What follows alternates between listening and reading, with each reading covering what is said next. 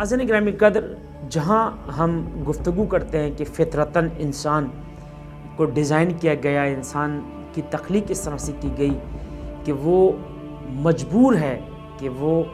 کسی اندیکھے خدا، کسی ایک سپر پاور کے سامنے وہ اپنے آپ کو جو ہے وہ سجدہ کرنے کو، وہ دیوی دیوتاؤں کو ہمیشہ سے پوچھتا ہوا آ رہا ہے۔ تو ممکن ہے کہ ہم جو مسلمان ہوئے سوال کرنے والے، بلکہ اعتراض کرنے والے یہ اعتراض کرتے ہیں کہ اگر تم مسلمان ہو تو اس لیے تم مسلمان ہو کہ تمہارے ماں باپ، تمہارے دادا دادی، نانا نانی، تمہارے اساتید، تمہارے کلاس فیلوز چونکہ مسلمان ہیں، تم ایک مسلم کلچر میں زندگی گزارتے ہو، تمہارے کان میں اذان، دوسرے کان میں اقامت دی گئی، تم اٹھتے بیٹھتے اذان سنتے ہو، لہٰذا تم فطرتاً یا وجداناً مسلمان ہو گئے ہو، یا رسم و رواج کی بنیاد پر تم مسلمان ہو گئے ہو۔ اگر یہی سوال مسلمان سے کیا جائے یا ایک مسلمان جوان سے کیا جائے تو اس کا مطلب یہ ہے کہ ایک ہندو بچہ کہ جس نے ہندو کلچر میں اپنی آنکھیں کھولی تو اس لیے کہ اس کے ماں باپ یا اس کا کلچر نے اس کو مجبور کر دیا، اس کے رجحان نے مجبور کر دیا کہ وہ ہندو ہو۔ اسی طرح ایک یہودی، ایک عیسائی بھی کہ جب اس نے پرورش پائی تو ایک کرسچینٹی کے ماحول میں، اور یہودی بچے نے یہودی ماحول میں، تو لہٰذا کوئی یہودی بنا، کوئی عیسائی بنا، اور رسم و رواج یا کلچر انسان کو یہودی یا مسلمان یا توحید پرست یا ہندو بناتا ہے۔ اس میں اللہ تعالیٰ کا کوئی کمال، نعوذ باللہ معاذ اللہ، نقل کفر نہ باشد، یعنی اس میں کہیں درمیان میں اللہ نہیں ہے، بلکہ یہ جو علم کلام کے لوگ کہتے ہیں کہ یہ فطرتاً انسان جو ہے وہ مسلمان ہوتا ہے، ہر مسلمان وجداناً ہر انسان مسلمان ہے، بلکہ ایسا کچھ بھی نہیں ہے، کوئی فطرت نہیں، بلکہ گھر کا ماحول اس کو مسلمان بناتا ہے، رسم و رواج انسان کو مسلمان بناتے ہیں۔ یہ ایک سوال ہے اور بہترین سوال ہے، اور اس کا جواب کیا ہے؟ اگر ہم پوری دنیا کو اٹھا کر دیکھیں تو مختلف زمان و مکان میں، مختلف کلچر میں مختلف رسمیں دیکھنے کو ملتی ہیں، لیکن یاد رہے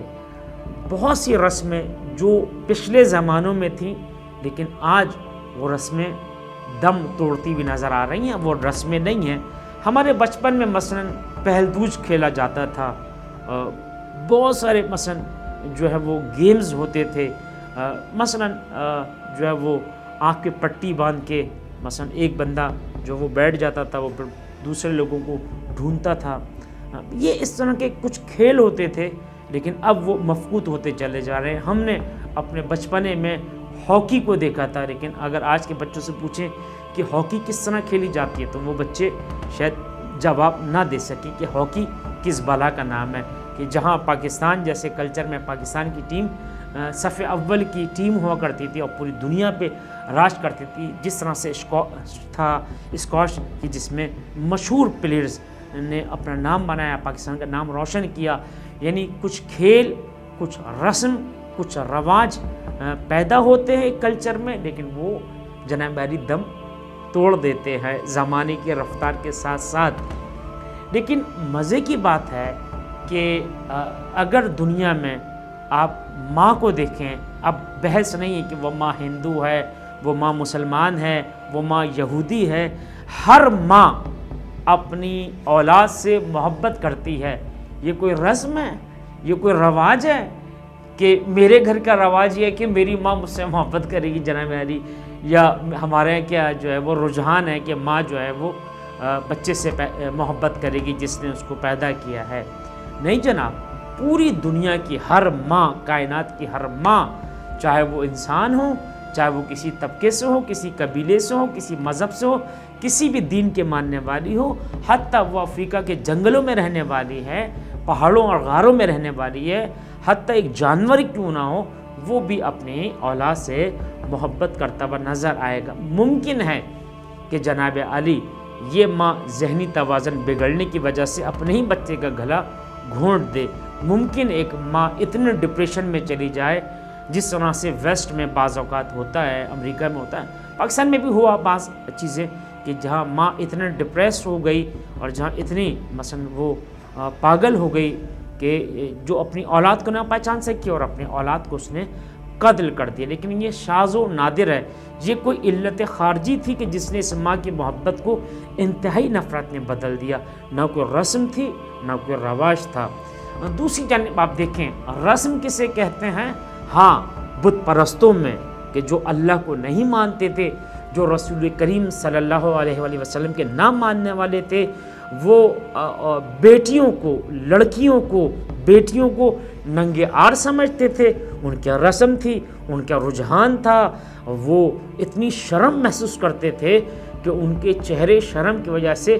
مسودت وجوہہم، قرآن کہہ رہا ہے کہ ان کے چہرے سیاہ پڑ جاتے تھے شرم کی وجہ سے۔ اور بہت سے لوگ تھے کہ جنہوں نے اپنی 3-3 4-4 بیٹیوں کو زندہ درگور کر دیا۔ یہ ان کے یہاں کی رسم تھی، یہ ان کے یہاں کا رجحان تھا۔ لیکن ہوا کیا کہ جب پیغمبر گرامی آئے، جب مجسم کردار اور مجسم اخلاق، جب اس نے عرب کے چٹیل میدانوں کے سینوں کو چیرا، تو اس نے ان وحشی درندے عربوں کے جو بت پرست تھے یا جو سورج اور ستاروں کے اور پہاڑوں کو خدا مانتے تھے، لیکن جب ان کی تعلیمات کو پایا تو انہوں نے بھی اپنی بیٹیوں کو مقدس ماننے لگے۔ اس لیے کہ پیغمبر نے پریکٹس کر کے دکھائی کہ بیٹی کوئی ننگے آر نہیں، بیٹی دامن پہ کوئی بدنما دھبا نہیں۔ اس لیے کہ پیغمبر نے کھڑے ہو کر بار بار سیدہ کا احترام کر کے بتایا کہ بیٹی عزت دینے کے لیے، بیٹی باپ کی دستار ہوتی ہے، بیٹی باپ کی آنکھوں کی ٹھنڈک ہوتی ہے۔ یہ رسموں اور رواج کو پیغمبر کے کردار نے تبدیل کر دیا۔ اگر جناب عالی ہم یہ کہیں کہ ایک بچہ مسلمان ہے یا ایک بچہ ہندو ہے، وہ رسم و رواج کی وجہ سے ہے، لیکن اگر آپ سوشیولوجی کے ماہرین کو اٹھا کر دیکھیں، اگر آپ ہسٹری لکھنے والوں کی تاریخ کو اٹھا کر دیکھیں کہ جنہوں نے بہترین انداز میں کام کیا، مت جائیں اس بات سے کہ وہ بت پرست تھے، وہ خدا کے ماننے والے تھے، وہ حاجی صاحب تھے، بڑے نمازی تھے۔ نہیں، صرف ایک ہسٹری لکھنے والا کہ جو سچ لکھتا ہے، سوشیولوجی کا عالم جو ماہر ہوتا ہے، اگرچہ اس کا کوئی مذہب سے کوئی تعلق نہ بھی ہو تو نوشی جانا میں کوئی اس میں پرابلم نہیں ہے، لیکن سوشیولوجی کے بھی ماہرین نے لکھا کہ جب وہ معاشرے کے اوپر بات کرتے ہیں تو وہ یہ لکھتے ہیں، تاریخ دان یہ لکھتے ہیں، ہسٹری لکھنے والے یہ لکھتے ہیں کہ جب دنیا میں زبان نہیں تھی، یعنی جب لوگ بولنا نہیں جانتے تھے، جب دنیا میں رسم الخط نہیں تھا، ابھی تحریر کا آغاز نہیں ہوا تھا، ابھی الف با آ با کاڈا یہ ABC کا وجود نہیں آیا تھا، اس زمانے میں بھی اس چیز کے اثرات موجود تھے کہ حضرت انسان اس وقت بھی کسی نہ کسی کو اپنا سب کچھ مانتا تھا، کسی کو دیوا، کسی کو دیوتی اور کسی کو اپنا سب کچھ مان کر اس کے سامنے وہ اپنے آپ کو سیلنڈر کر دیتا تھا۔ یعنی اس کا وجدان، اس کی فطرت یہ ایسی تھی جو مختلف زمان و مکان میں چلی آ رہی ہے، اور پھر یہی سلسلہ ایوولوشن کا شکار بنا، اور پھر کبھی وہ تثلیث پرست بن گیا، 3 خداؤں کو، یعنی جس طرح عیسائی ہیں، حضرت عیسیٰ کو جو اللہ کا بیٹا سمجھتے ہیں، اللہ مانتے ہیں، پھر اللہ کا بیٹا اور روح القدس کے ماننے والے ہیں۔ یہودیت کا مذہب تھا، بہرحال انہوں نے حضرت موسیٰ کے ساتھ کیا کیا، توریت کے ساتھ کیا کیا، پھر اسی طرح پیغمبر گرامی جب دنیا میں آئے تو یہ بھی ایک ایوولوشن ہو گیا دیوی دیوتاؤں کا کہ پیغمبر نے کہا کہ لا شرقیہ ولا غربیہ، اور صرف قل هو اللہ احد کہو کہ اللہ ایک ہے۔ تو لہٰذا یہ نہ انسان کسی رسم کی وجہ سے نہ رجحان کی وجہ سے، ممکن ہے گردش زمانہ کی وجہ سے وہ اپنے رب کو بھول جائے، لیکن ہلکے سے ایکسیڈنٹ کی وجہ سے اس کی آنکھیں کھل جاتی ہیں، اس کی فطرت، اس کا وجدان اسے ضرور مجبور کرتا ہے کہ کوئی ہے کہ جس کے سامنے تم اپنے آپ کو جو ہے وہ سلنڈر کر لو اور اس کو اپنا سب کچھ مان لو۔ السلام علیکم ورحمۃ اللہ وبرکاتہ۔